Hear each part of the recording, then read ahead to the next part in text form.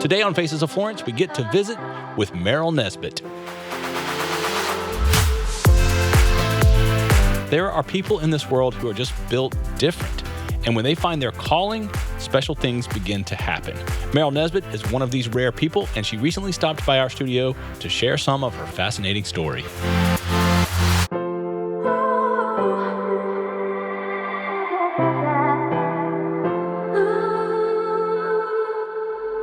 Hey, welcome. We're so glad you found us. Radio Free is a 24-hour Christian mixed radio station broadcasting right here out of Florence, South Carolina. So when you're driving around town, remember to tune it in to 92.5. And if you're outside of the Florence area, you can listen 24 hours a day at radiofree.cc. Meryl Nesbit. Yes. Welcome to Radio Free. This video series, we were discussing a little bit before we got started, but the idea is a simple one. We're called to love our neighbors, right? Yes. It's hard to effectively love your neighbor if you don't know who they are.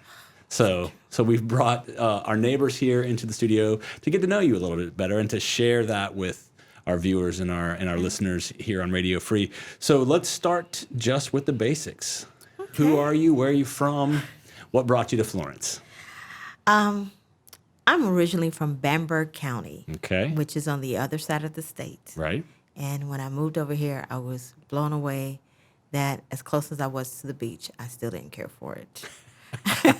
Okay, beach is not for everybody, for sure. Yeah, I lived in Georgetown when I first came back. So it's been a circuitous route to get to Florence. I'm actually in Florence because I got a divorce and I had kids, and they needed to be enrolled in school. Okay. And my sister was here to help me with it. Okay, there you go.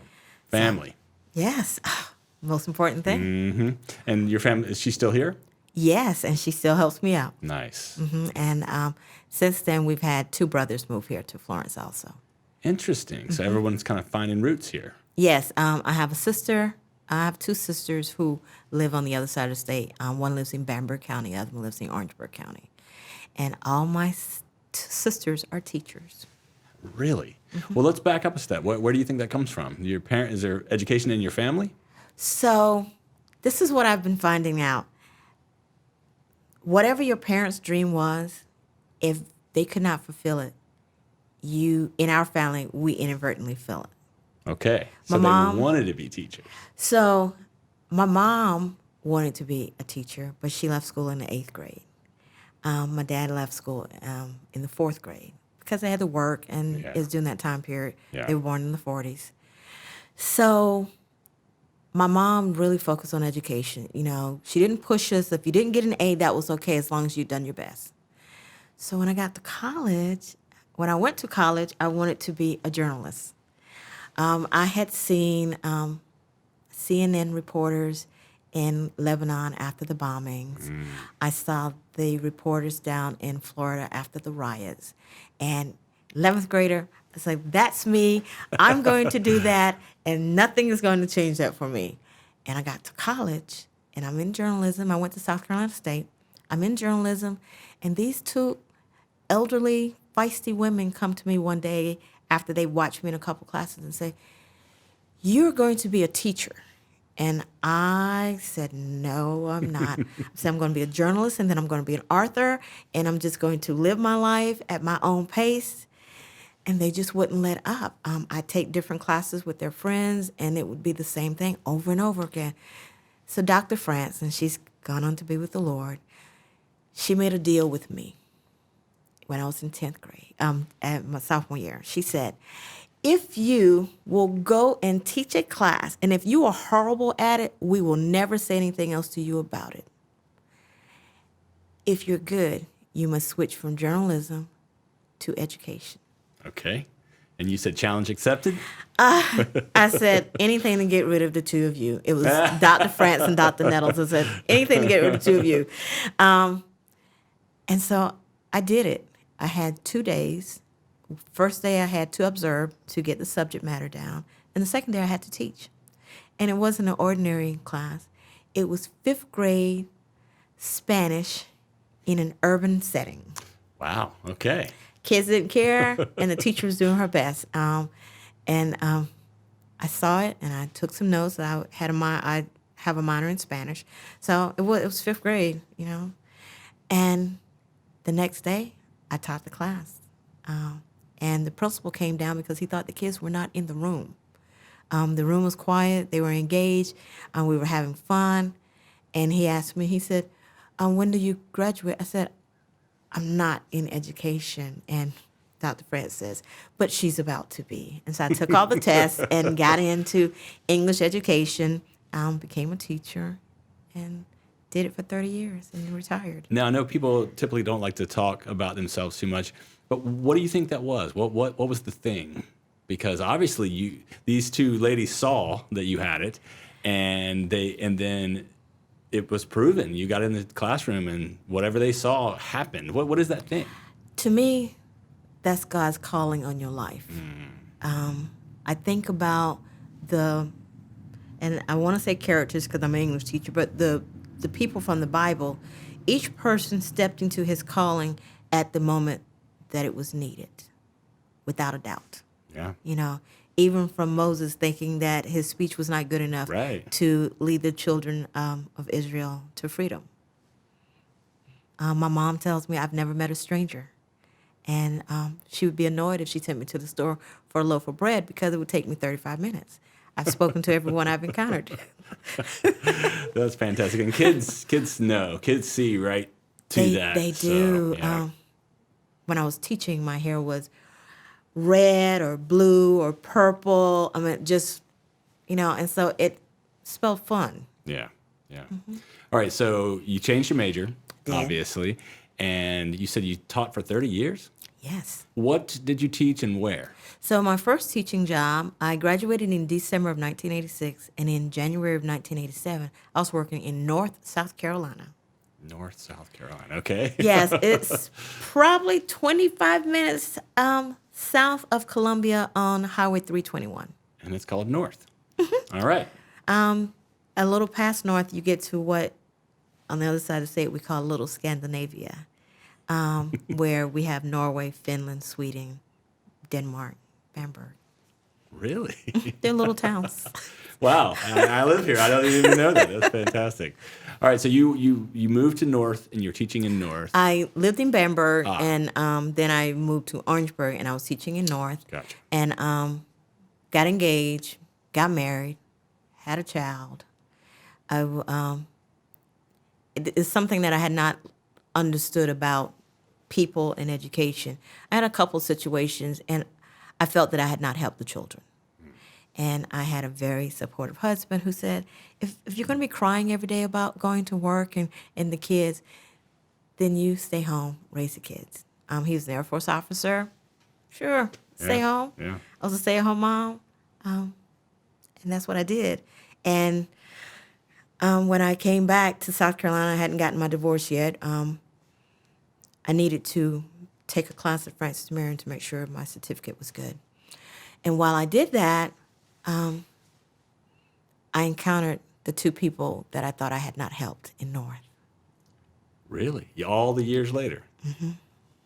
Another one of those God things, huh? It was. A young man, he dragged his wife and said that this is the only teacher that ever put me on a positive path. And I was very irritated when I told him that. I was just angry, and I was just saying these words. But he listened to the words that I said, and he put aside the anger, and he became an underwater welder. Ooh, that's an intense and very lucrative career. Yes. And he attributes that to you. Yes, because I wasn't the person trying to sugarcoat it and make things better when they weren't. And then the other young lady, there was a situation in her home, and when I brought it to light, she was removed from her home, and I was devastated by that. But then I found out later that she had raised a child, and she had become a social worker, and they were both disappointed that I had to stop teaching because they said that there were other kids that needed that experience that I was giving. Wow. What a great story. I didn't know what I had bargained for today. This is fantastic. Okay, so you encountered them, you're getting your certificate, and you're planning on going back to teaching. Had not really planned on going back, but my mother-in-law became ill, and so we moved in with her, and I realized that being in South Carolina, you need to work. Yeah. Simply because there are not that many other things to do to take your attention. Like we lived in South Dakota, we lived in California. So even though you can volunteer, you can read, there are so many things you can do, but in South Carolina, volunteering at that time was frowned upon. Wow. We're a work state. Yeah. Yeah. You know, if you're not making money, you're not doing anything. Interesting. But so I got a call from a woman. Before there was the internet and all this, like we have it now, that you could list yourself. I think it was on Sarah, to let people know that you were in the area and you were a teacher. Okay. So one summer we were on leave, and I got this call saying, "Are you available to do an interview?" Based on the website that you did? Yeah. Okay. So I said, my family's on vacation. We're not that far from Myrtle Beach. I guess I could buy something. I didn't realize you can't buy interview clothes at the beach during the summer. Yeah, that makes sense, I guess. Yeah. You know, and so I never forget everything I ever learned about interviewing: the dark suit, the stockings, the dark shoes, closed door. Went out the window. My mother-in-law was still alive then, and she said, "Well, you just have to wear what you have." And so I went to Belk's, and I had a cream suit with a red blouse and some cream shoes, and I was so scared. Like, these people are going to think that I'm a horrible person because I don't know. But they overlooked all that, and they said, "When can you start?" And I said, "I hadn't planned on starting. Let me talk it over with my husband." And so I did some subbing for them at the end of that year. And that August, I got hired in Britain's Neck, South Carolina. Britain's Neck, South Carolina. And teaching, what were you teaching at this point? I was teaching fifth, 6th, and 7th grade English. And then in the afternoons, I was at I guess what they call the middle school at that time, doing an 8th and 9th grade English. Wow. Mm-hmm. And English is your thing, right? I mean, obviously, yeah. That's my thing. Yeah. British literature. Whew. Really? Wow, that's really exciting. Okay, so let's kind of move a little bit further to the future here. Okay. You, at this point, and where I encountered you is you are on the counseling staff at I Hope Christian Care and Counseling. I am. And we have a friendship with I Hope, like I was telling you before, Jessica Hayes, that contributes to what we do here at Radio Free. And we're really excited about a Christian counseling center here in Florence and just that approach. And so tell me how you got there. So I was raised as a Jehovah's Witness, and we had some philosophical differences. And I've always told kids, I said, if what you say about God is true, that when he's ready for you to do what he needs for you to do in this world, he'll call you, and there's nothing you can do about it. And my students, they accepted that. It was a very religious area, and so the fact that I was not saved bothered them, but knowing that I was willing to accept God's when he called, they were okay with that. Their parents settled down. It makes sense. Yeah. So on Good Friday, my son might have been 8. He had not been raised in church. None of my kids had. My oldest at that time was probably 17. And I was in my bedroom, and this voice said, "It's time to go to church." And I looked around. I was like, what? And I'm opening the door thinking it's a joke for my kids because we joke with each other a lot. And it was not. And I called my mom up and said, "I'm going to church on Sunday, and we don't have any church clothes." And she said, "Well, take my Belk's charge and go get some clothes." So we bought cute little outfits. And so the kids were excited because we live our lives in the forms of adventures. And this was going to be a church adventure. So we were all excited. And then my son said, "So what church are we going to?" And I said, "I don't know." I said, "I'm going to drive down this road, and we're going to stop at the very first church we get to, and we're going in." Wow, that really is an adventure. It is. But we knew nothing about church protocol, so it was exciting and a little nervous. I was a little nervous about it. And that church was New Life Assembly of God on Pine Street, and that is where I came to know God in a Pentecostal church. Wow. Yeah. It's exciting. And while I was there, the pastor, I was worried. I said, everyone knows what to do when they're in church. They know when to stand up, when to sit down, and we don't know this. And he said, "Well, you have to separate religion from tradition, from spirituality. Very different things. A lot of And- people put them all in one pile, huh? And I did not. I said, I don't know what that. He said, you need to go to Bible college. And I ended up at Liberty. And I studied in the Wilmington School. And I have a theological certificate in Bible studies. And so I learned all that, but I took a class on church administration, and that's when I learned what the differences were Okay. to separate it in my mind. And when I finished, the Lord said, it's time. And I was like, time for what? And I ended up enrolling in the master's program in pastoral counseling with the cognitive and life coaching. And I did that while I was teaching. And then I had to do my internship, and I was worried. I told a friend, I said, I'm going to have to change my major to professional counseling because there's no place to do an internship here in Florence. And she said, don't change. You know, she said, God put you here. He's going to have a place for you. And I had a deadline of the end of November. And so I've called all these places, and they're like, no, I'm professional counseling, not pastoral counseling. And I was like, Lord, I don't want to give up, but this is not looking good for me. And so I sat in front of the computer and I Googled Christian counselors, and iHope popped up at the top. And it had never appeared before. Never. And I called Jess, came in, talked to her, and when I walked in, I said, this is my dream. Down to the colors, the rooms, like, this is my dream. This is what I imagined. And she was a godsend. We got the paperwork in just under the wire, all the signatures and everything. And in that January, I started my internship at iHope, getting 225 hours. Wow. Yeah, and in May I graduated. That was 2018, and they allowed me to join their staff. And then the next year, I retired from education.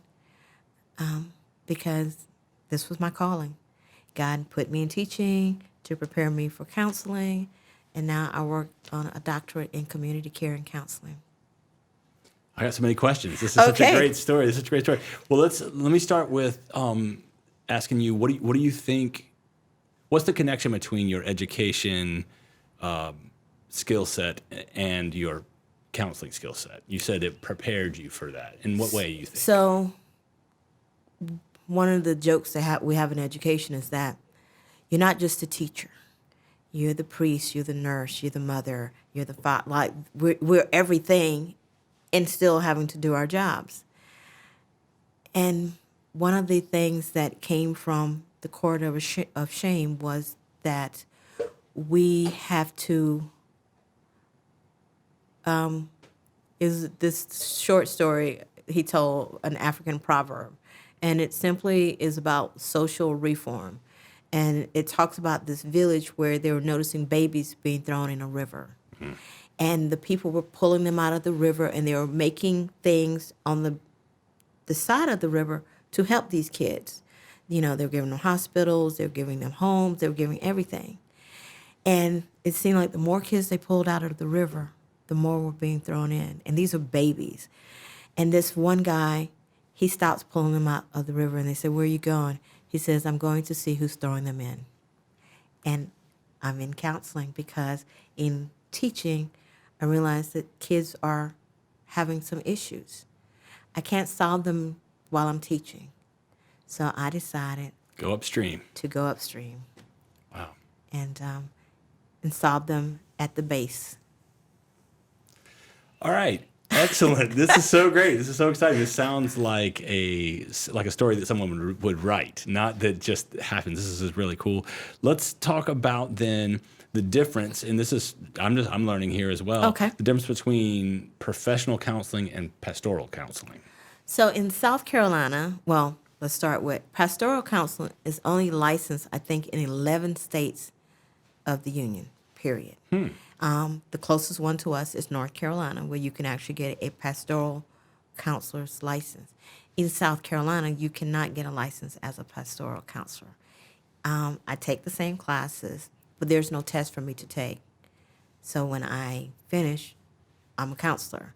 There are no internships available to me. I'm still in the supervision at IHO because I need to grow in my profession. Sure, yeah. And just working with the LPCs there, the licensed professional counselors, allows me to grow my craft and to be better at what I do. And of course, if someone comes in and their needs fall beyond pastoral counseling, then I refer them to an LPC.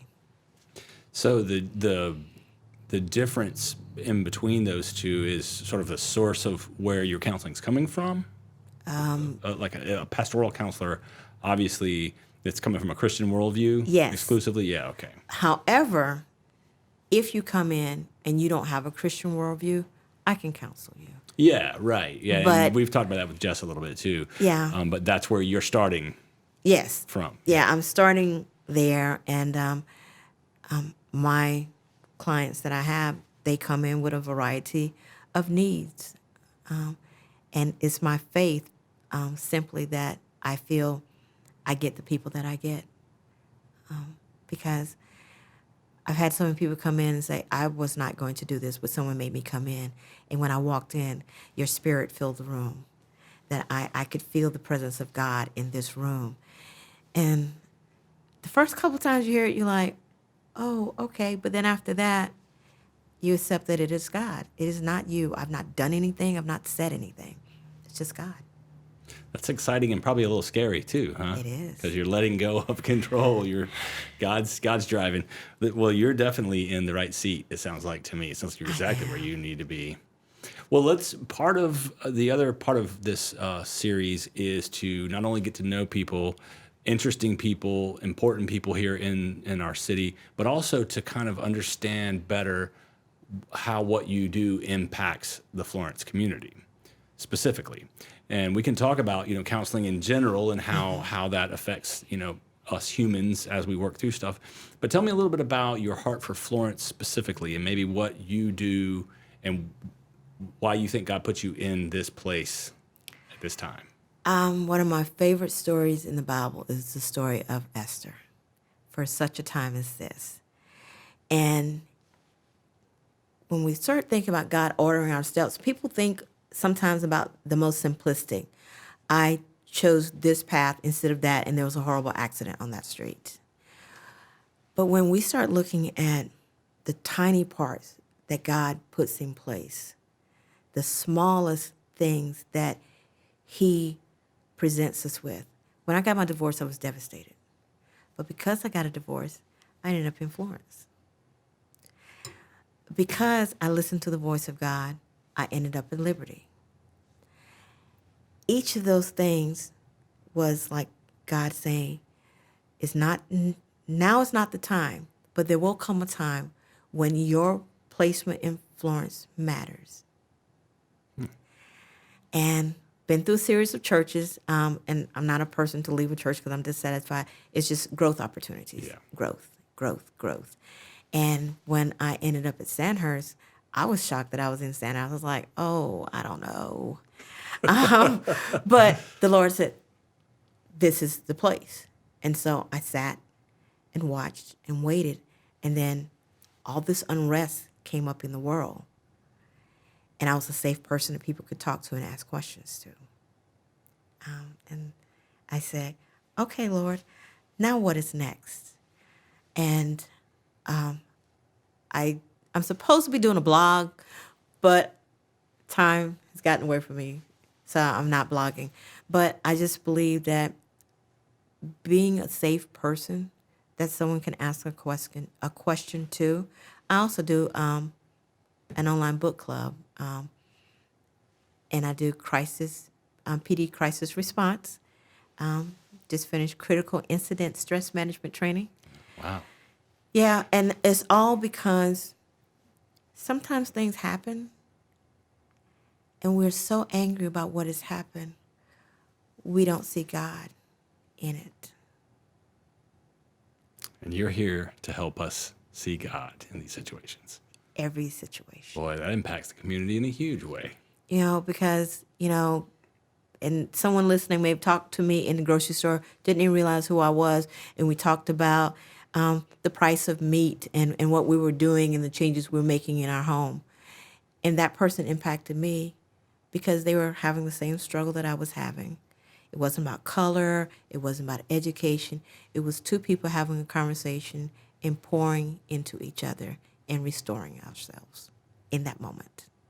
Let's drill down a little bit more on I Hope itself. Okay. And what you feel like I Hope has. Like, why is that your home? I mean, you told me that when you walked in, you felt like God had kind of delivered you there.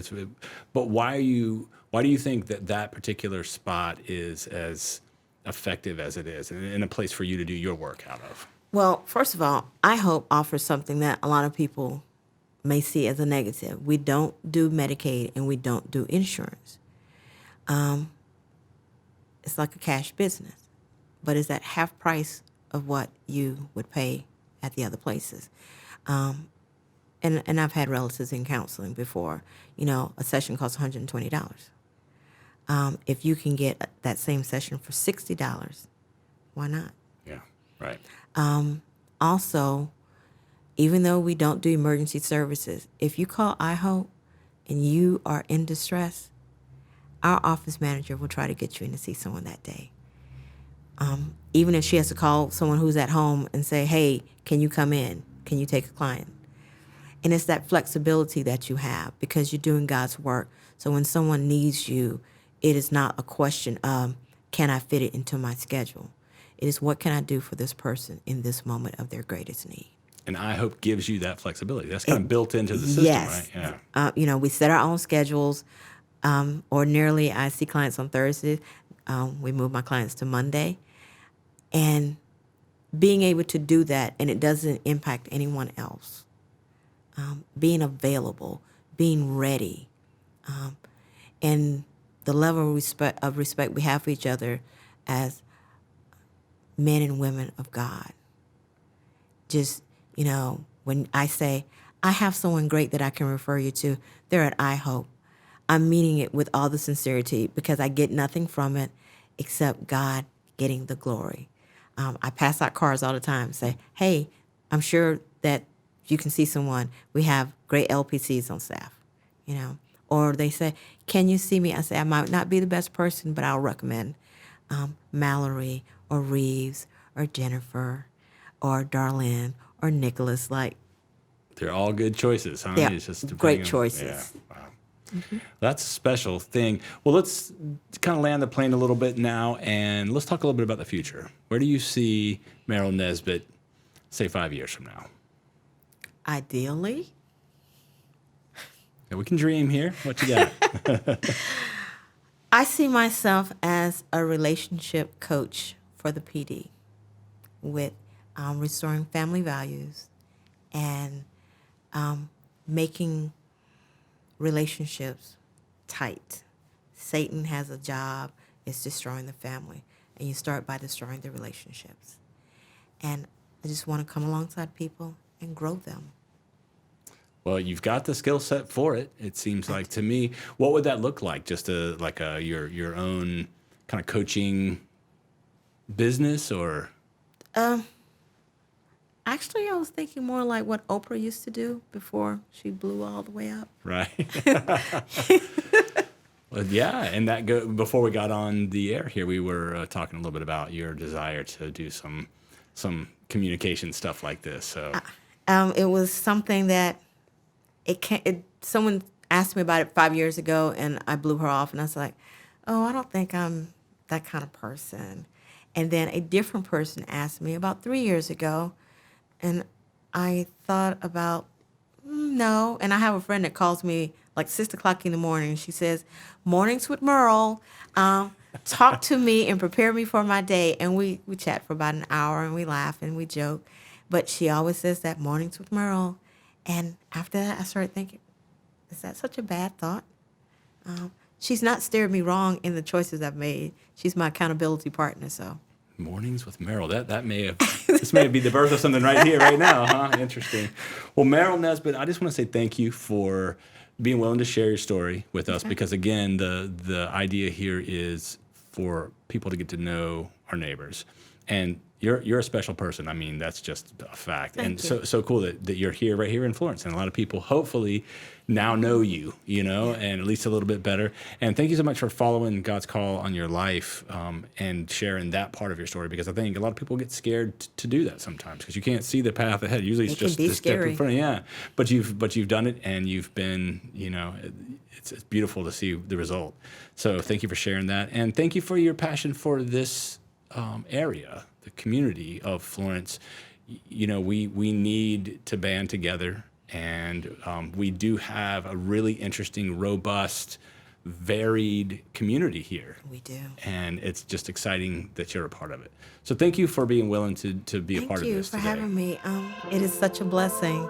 I didn't tell anyone I was doing this, simply because if I flubbed it, I didn't have to explain it to anyone. Coming ready. Well, they're going to know now because they're going to see it. It's going They to be are. wonderful. Well, thank you, Meryl. Thank you for having me. Pastoral counseling is so important, and we are certainly glad that Meryl followed the call that God placed on her life. She's making an impact here in Florence. And if you'd like to speak with Meryl or find out more about I Hope Christian Care and Counseling, just follow the links that we've provided with this video. Thank you for watching Faces of Florence, and be sure to check back every Tuesday for a brand new episode. My name is Kevin Smith, and this has been a Radio Free production.